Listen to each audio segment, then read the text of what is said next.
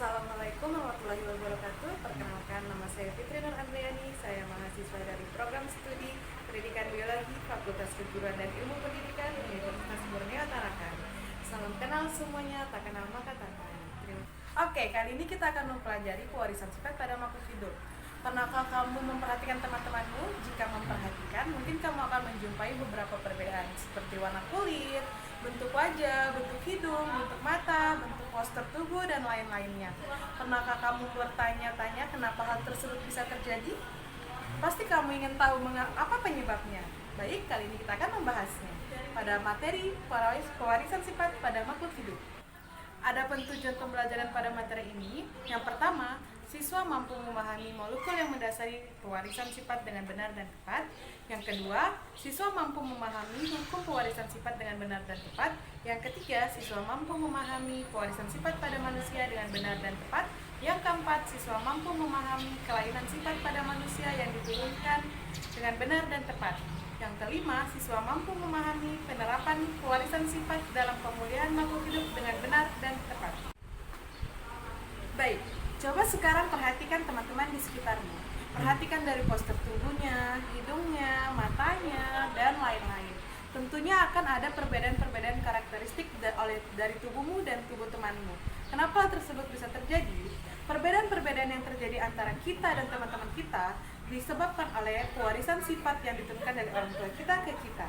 Tentunya kita harus bersyukur dan berterima kasih kepada Tuhan Yang Maha Esa atas adanya gen-gen ini.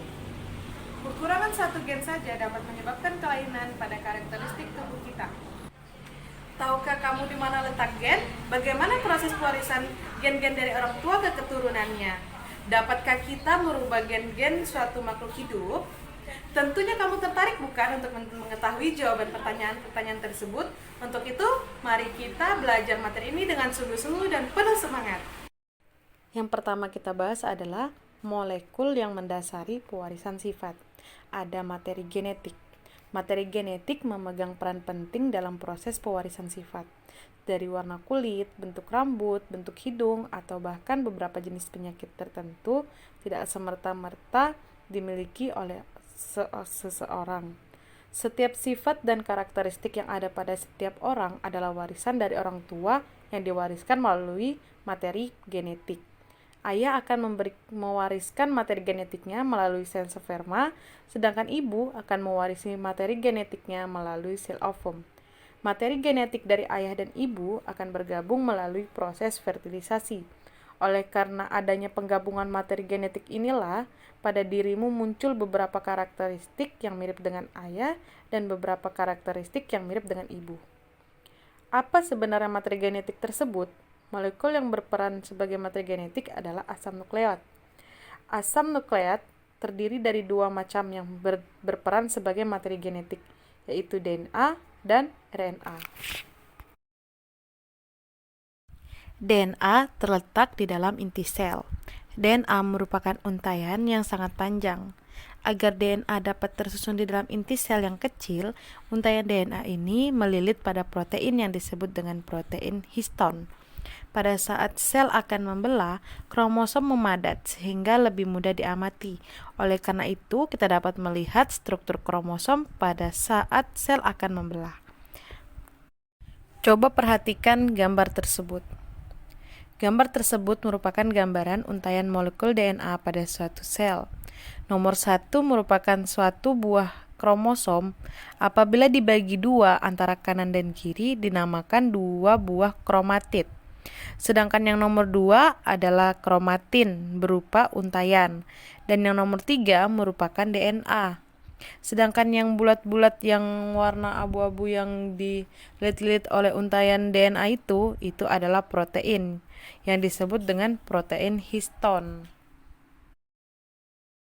Selanjutnya, struktur DNA dan RNA. Penemuan struktur DNA tak lepas dari penelitian dari Maurice Wilkin dan Rosalind Franklin yang menggunakan teknik kristalografi atau difraksi sinar X untuk mempelajari struktur DNA pada tahun 1950 hingga 1953. Berdasarkan penelitian Rosalind Franklin pada tahun 1953, Francis Crick dan James Watson mengemukakan bahwa DNA memiliki struktur seperti suatu untayan ganda yang membentuk heliks atau bentuk ulir. Asam nukleat, baik DNA maupun RNA, terdiri dari subunit nukleotida. Masing-masing nukleotida tersusun atas gugus fosfat, gula, dan basa nitrogen. Pada DNA, gulanya berupa gula deoksiribosa, sedangkan pada RNA gulanya adalah gula ribosa. Nukleotida ini dapat dibagi menjadi struktur yang lebih kecil disebut nukleosida. Satu unit nukleosida tersusun atas gula dan basa nitrogen tanpa gugus fosfat. Ada 4 senyawa basa nitrogen yang menyusun DNA, yaitu adenin yang selalu berpasangan dengan timin, serta guanin yang selalu berpasangan dengan sitosin. Basa nitrogen adenin dan guanin dikelompokkan dalam basa purin, sedangkan timin dan sitosin dikelompokkan dalam basa pirimidin. Pada RNA tidak terdapat basa nitrogen timin. Basa nitrogen timin ini pada RNA digantikan oleh basa nitrogen urasil. Struktur heliks pada DNA terbentuk karena adanya beberapa jenis ikatan kimia.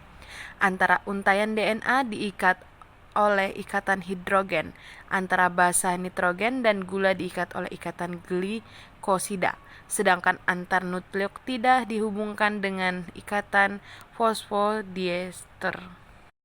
Selanjutnya, peranan materi genetik dalam penentuan sifat. Ada gen. Gen adalah bagian kromosom atau satu kesatuan kimia dalam kromosom yang mengendalikan ciri genetis suatu makhluk hidup. Gen bersifat menurun dari induk kepada anaknya. Pembelahan kromosom akan terjadi pada saat sel akan membelah. Sebelum pembelahan kromosom, akan terjadi penggandaan gen yang terdapat di dalam kromosom. Jadi, urutannya adalah penggandaan gen, pembelahan kromosom, dan pembelahan sel. Susunan gen yang menentukan sifat-sifat suatu individu disebut dengan genotip.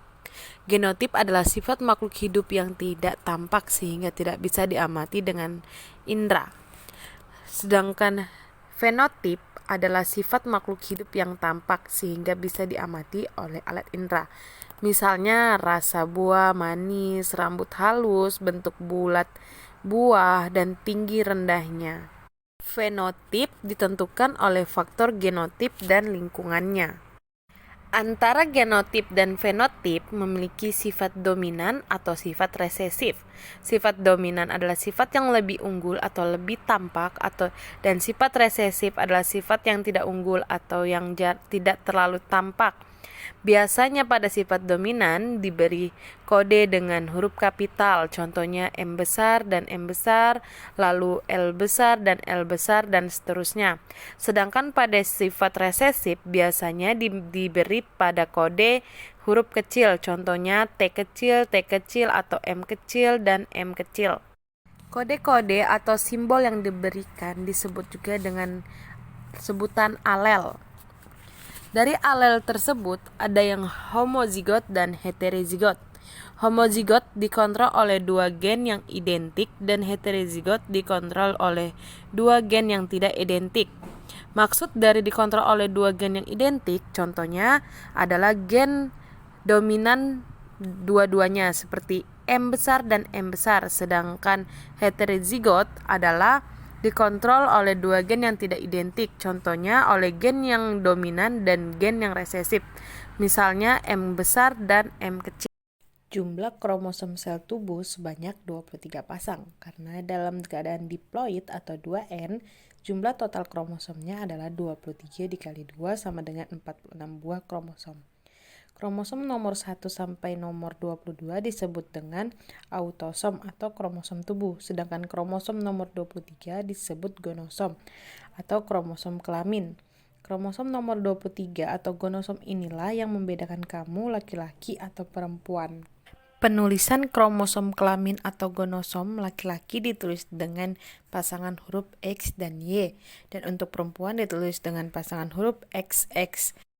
Karyotipe atau susunan kromosom laki-laki dapat ditulis dengan rumus 22AA atau kromosom tubuh plus XY atau kromosom kelamin. Dan untuk perempuan ditulis dengan rumus 22AA atau kromosom tubuh plus XX atau kromosom kelamin. Karena pada sel kelamin kromosom tidak dalam keadaan berpasangan atau dalam keadaan haploid, maka karyotipe pada sel kelamin jantan atau sel sperma yaitu 22A plus X atau 22A plus Y. Sedangkan karyotip pada sel kelamin betina atau sel ovum yaitu 22A plus X. Penelitian pertama tentang penurunan sifat dilakukan oleh Gregor Mendel, seorang pendeta dan juga ahli botani dari Australia. Mendel mulai meneliti tentang pewarisan sifat pada tahun 1856 dan mencatat hasil temuannya pada Natural Scientific Society of Bern, Australia pada tahun 1866. Beberapa tahun kemudian, yaitu pada tahun 1900, para ahli botani lainnya meneliti kembali hasil penelitian Mendel dan menemukan kesimpulan yang sama dengan apa yang telah dilakukan oleh Mendel sebelumnya.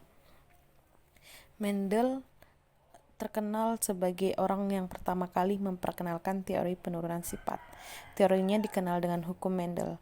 Atas jasanya dalam bidang pewarisan sifat, beliau dijuluki sebagai Bapak Genetika. Mendel melakukan dua jenis persilangan. Pertama, Mendel menyilangkan ericis dengan satu karakter beda yang dikenal dengan persilangan monohibrid dan menyilangkan ericis dengan dua karakter beda yang dikenal dengan persilangan dihibrid. Baik, pertama kita akan membahas persilangan monohibrid atau satu sifat beda. Pada penelitian pertama, Mendel menyilangkan ericis berbunga ungu dengan ericis berbunga putih. Ternyata seluruh keturunan pertama berbunga ungu. Namun ketika keturunan tersebut disilangkan dengan sesamanya, maka keturunan kedua memiliki perbandingan 3 berbunga ungu dan 1 berbunga putih. Tidakkah kamu bertanya-tanya mengapa semua keturunan pertama atau vial 1 itu berwarna ungu semuanya? Ketika vial 1 disilangkan sesamanya, menghasilkan vial 2 berwarna ungu dan berwarna putih, dengan perbandingan ungu putih 3:1. Masih ingatkah kamu dengan gen atau genotip? Kita semua tahu bahwa gen terdapat pada untaian DNA. Saat sel akan membelah, DNA akan memadat membentuk kromosom. Bunga yang berwarna ungu atau U besar dan U besar lebih dominan daripada bunga berwarna putih dengan kode U kecil dan U kecil. Bunga yang berwarna ungu memiliki zat warna ungu yang disebut antosianin. Antosianin ini akan menyerap warna cahaya selain ungu, sedangkan warna ungu sendiri akan dipantulkan dan diteruskan, sehingga dapat ditangkap oleh mata kita. Akibatnya, kita dapat melihat warna ungu pada bunga tersebut. Bunga yang berwarna putih tidak memiliki antosianin karena tidak memiliki gen U besar, sehingga dapat kita tulis genotipnya U kecil, U kecil. Pada sel-sel benang sari bunga ungu terdapat kromosom yang awalnya dalam keadaan diploid atau berpasangan. Ketika akan membentuk serbuk sari, sel-sel pada benang sari membelah secara meiosis. Selanjutnya terbentuk sel sperma yang memiliki kromosom yang mengandung gen U besar atau dapat ditulis genotipnya U besar. Begitu pula pada sel-sel putik bunga putih yang akan menghasilkan sel telur atau sel ovum. Ketika sel sperma yang bergenotip U besar bertemu dengan sel telur yang bergenotip U kecil, akan membentuk zigot yang bergenotip U besar U kecil. Artinya, zigot tersebut memiliki kromosom yang salah satunya mengandung gen U besar atau mengandung gen yang mengkode antosianin. Oleh karena itu, dalam bunga yang memiliki genotip U besar U kecil memiliki warna ungu. Ketika bunga yang memiliki genotip U besar U kecil disilangkan dengan sesamanya, maka akan dihasilkan sperma yang memiliki genotip U besar dan sperma yang bergenotip U kecil. Begitu juga sel telur, akan dihasilkan sel telur yang memiliki genotip U besar dan sel telur yang memiliki genotip U kecil. Jika sel sperma yang memiliki genotip U besar bertemu dengan sel telur yang bergenotip U besar atau U kecil, akan terbentuk bunga yang berwarna ungu. Namun, jika sel sperma yang memiliki genotip U kecil bertemu dengan sel telur yang bergenotip U kecil, maka akan dihasilkan bunga berwarna putih dengan genotip U kecil dengan tidak ada gen pembentuk antosiniannya. Itulah mengapa pada keturunan kedua terdapat bunga berwarna ungu dan bunga. Selanjutnya yang kita bahas adalah persilangan dihibrid atau dua sifat beda. Setelah melakukan persilangan pada bunga kapri yang berwarna ungu dan putih, selanjutnya Mendel mengawinkan dua kacang kapri yang memiliki dua sifat berbeda. Salah satu kacang kapri berbiji bulat dan berwarna kuning, sedangkan pasangannya berbiji kisut dan berwarna hijau. Berdasarkan pengamatan yang telah dilakukan sebelumnya, Mendel menetapkan genotip untuk berbiji bulat dan berwarna kuning dengan genotip B besar, K besar dengan sifat dominan, dan kacang kapri berbiji kisut dan berwarna hijau dengan genotip B kecil, K kecil dengan sifat resesif. Berdasarkan hukum pemisahan bebas Mendel, setiap gen dapat berpisah secara bebas dan menghasilkan gamet, sel sperma dan sel ovum dengan pasangan gen B besar K besar dan B kecil K kecil. Keturunan pertama semua bergenotip B besar, B kecil, K besar, K kecil, sehingga semua kacang kapri berbiji bulat dan berwarna kuning.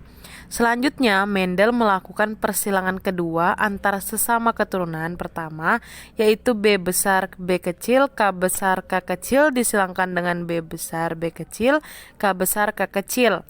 Jika gamet dari induk adalah B besar, B kecil, K besar, K kecil, maka kemungkinan gamet yang muncul adalah B besar, K besar, B besar, K kecil, B kecil, K besar, dan B kecil, K kecil. Sifat biji bulat berwarna kuning merupakan sifat dominan. Berdasarkan hasil persilangan, diperoleh kacang kapri berbiji bulat berwarna kuning sebanyak 9 buah, berbiji bulat berwarna hijau sebanyak 3 buah, berbiji kisut berwarna kuning sebanyak 3 buah, dan berbiji kisut berwarna hijau sebanyak 1 buah.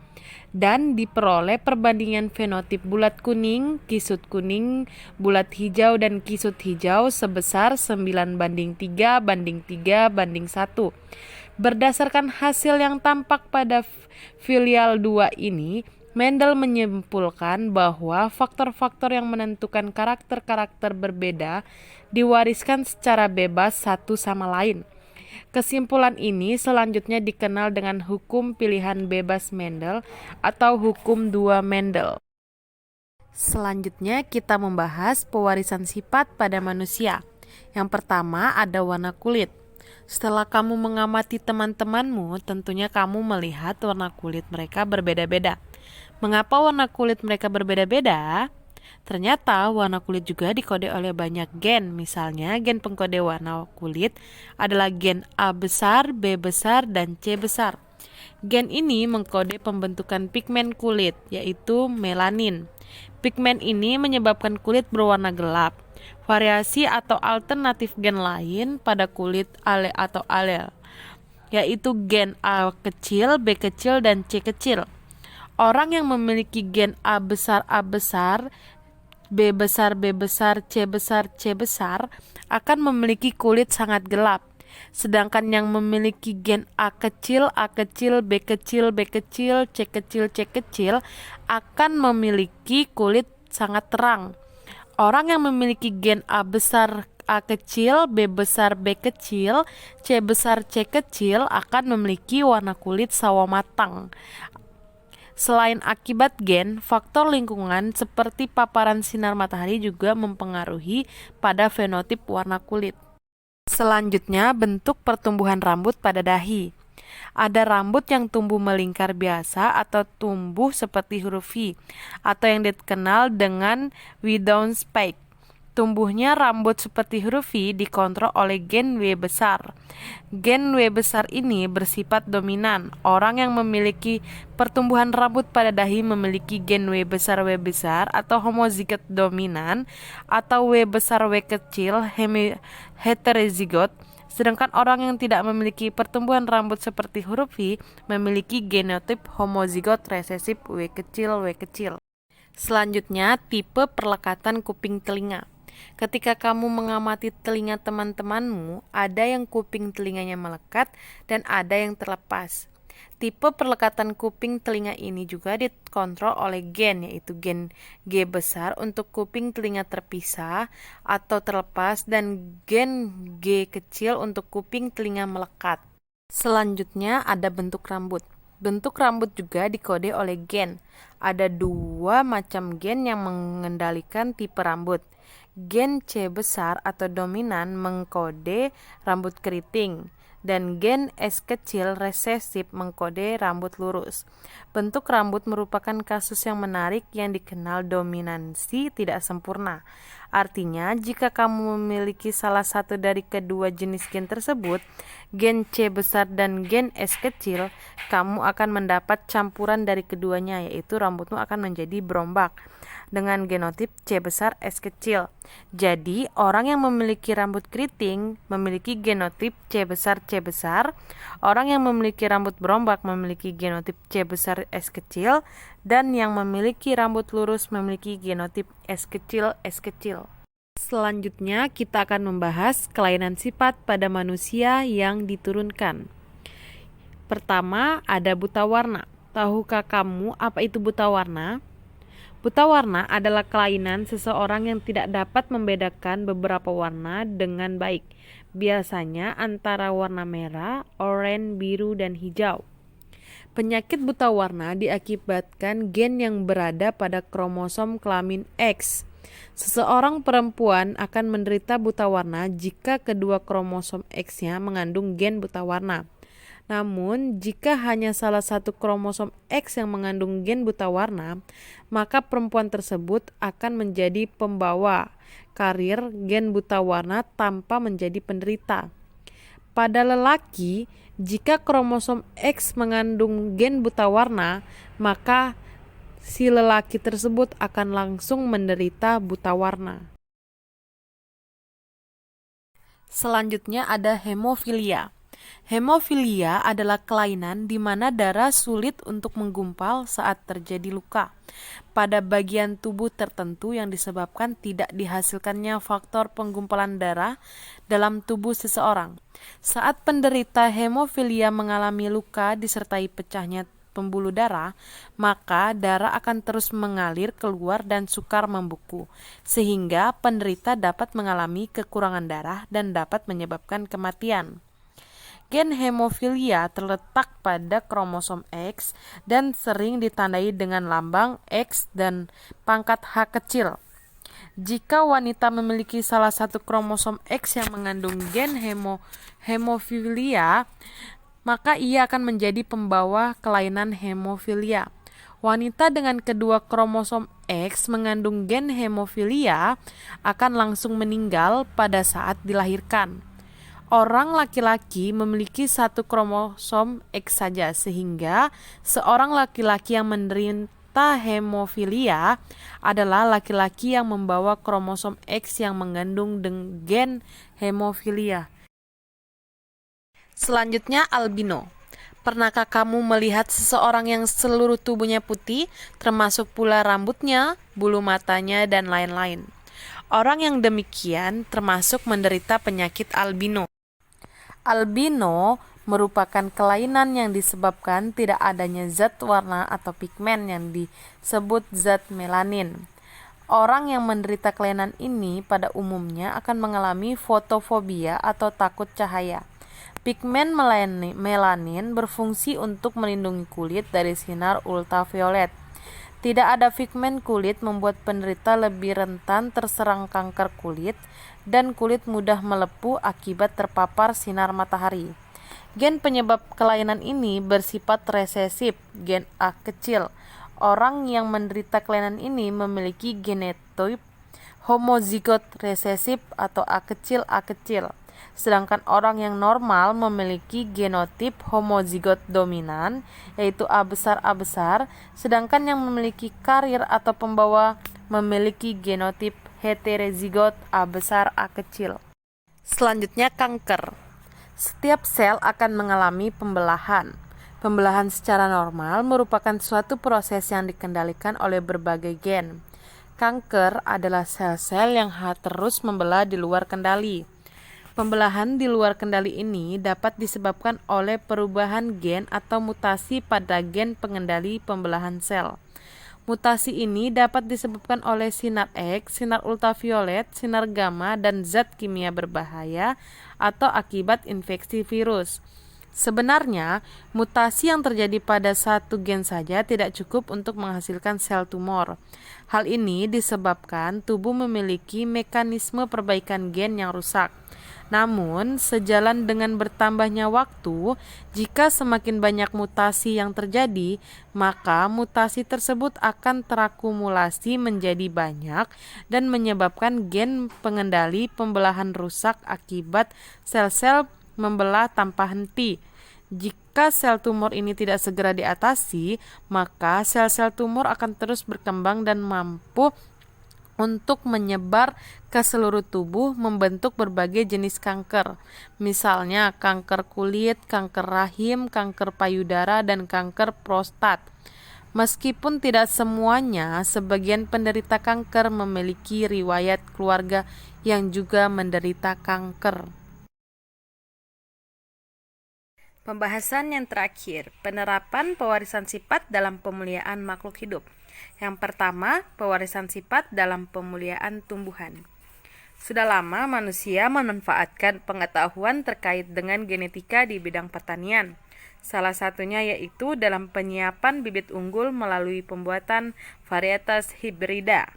Varietas hibrida merupakan suatu jenis tumbuhan yang merupakan keturunan dari persilangan antara dua lebih jenis tumbuhan yang memiliki karakteristik genetik yang berbeda.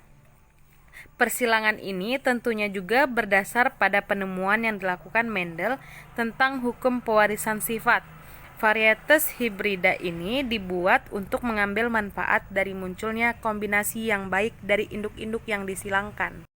Salah satu jenisnya yaitu jagung varietas Bima 14 Batara, merupakan jagung hibrida unggul yang dihasilkan dari hasil persilangan galur atau jenis dari Balai Penelitian Sereal dengan galur hasil kerjasama dengan Syngenta, perusahaan asal Swiss yang bergerak dalam bidang agrobisnis, termasuk biji dan bahan kimia pertanian, serta terlibat aktif dalam penelitian di bidang gen-gen tumbuhan dan bioteknologi. Hibrida Bima 14 Batara ini dapat dipanen sekitar kurang lebih 95 hari setelah pemanenan. Memiliki tinggi kurang lebih 199 cm, memiliki perakaran yang kuat sehingga tidak mudah roboh. Penampilan jagung ini kokoh dan seragam. Kelobot jagung menutup rapat sehingga tahan penyakit bulai, karat, dan bercak daun. Selain berpotensi hasilnya tinggi, tanaman jagung hasil persilangan ini memiliki ketahanan yang lama sehingga dapat digunakan sebagai pakan ternak sapi dan domba. Bentuk biji jagung ini seperti mutiara dan berwarna kuning sehingga sangat baik digunakan sebagai pakan ternak ayam. Jagung varietas Bima 14 Batara ini mampu menghasilkan hasil panen sebesar 12,9 ton. Pewarisan sifat dalam pemuliaan hewan. Pewarisan sifat berperan penting dalam pemuliaan hewan, yaitu dalam rangka untuk menghasilkan hewan ternak berkualitas tinggi. Misalnya unggas yang mampu menghasilkan banyak telur, atau sapi dengan kualitas susu dan daging yang baik. Masihkah ingat kamu dengan ayam potong atau ayam broiler yang sering dikonsumsi orang? Tahukah kamu bahwa ayam potong ini sebenarnya merupakan hasil persilangan beberapa jenis ayam? Ayam broiler dapat dikelompokkan berdasarkan asal daerahnya, antara lain seperti Amerika, Mediterania, Inggris, dan Asia. Pada umumnya, ayam broiler di Indonesia juga berasal dari daerah-daerah tersebut. Contoh jenis ayam broiler dari Asia yaitu ayam Brahma yang berasal dari India. Ayam broiler dari Inggris misalnya jenis Cornish. Ayam ini memiliki tubuh yang pendek namun menghasilkan banyak daging. Ayam broiler dari Amerika misalnya jenis Plymouth Rock. Ayam ini memiliki bulu putih keabuan, tubuh besar, daging yang lezat, dan mampu menghasilkan telur dengan baik. Ayam ini dihasilkan dari persilangan ayam domikui dengan ayam jenis Black Cochin. Nah, bagaimana? Apakah dapat dipahami? Coba direnungkan, bagaimana jika di muka bumi ini hanya ada satu bentuk wajah atau semua wajah orang-orang itu sama? Hanya ada satu jenis tumbuhan, hanya ada satu jenis hewan. Bagaimana jika seperti itu? Sistem pewarisan sifat telah menciptakan keanekaragaman pada setiap makhluk hidup di muka bumi ini. Setiap keturunan baru merupakan perpaduan dua sifat baru yang diturunkan dari kedua orang tuanya.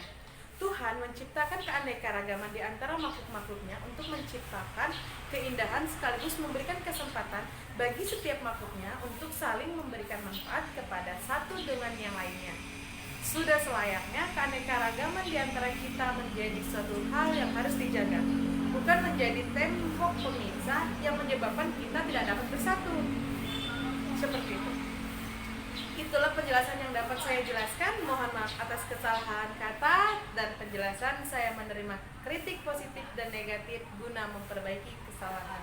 Akhir kata, wabillahi taufiq hidayah. Wassalamualaikum warahmatullahi wabarakatuh. I'm sorry.